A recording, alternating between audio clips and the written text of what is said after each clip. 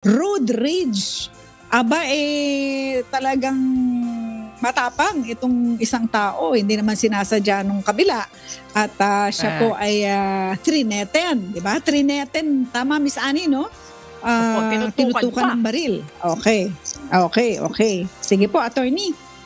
Yes, actually, based on the actual experience ho natin, kasi meron mga tayong cases sa ganyan, ang ginagawa natin kagad-kagad ay nilalapit natin sa pinakamalapit na police station.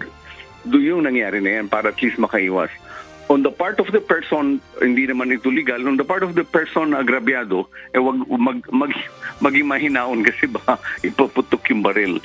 So, from the legal point of view naman, ang pinakamagandang gawin is unang-una katulad ng sinabi ko ay dalhin ito sa pulisya, and then kung wala ho dalhin din sa barangay.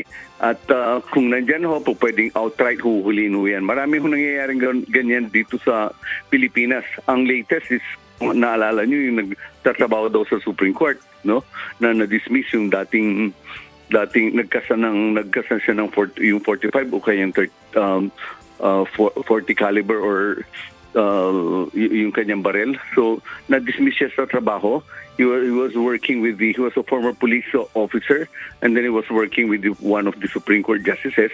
Pero I don't know kung ano yung trabaho niya din, pero he was dismissed from the work. So yun ho, the most important thing na pinakamagandang gawin ng ating kababayan na involved na ganyan ay dalhin ho sa police, yung wag makipag-away, dalhin sa police kasi meron silang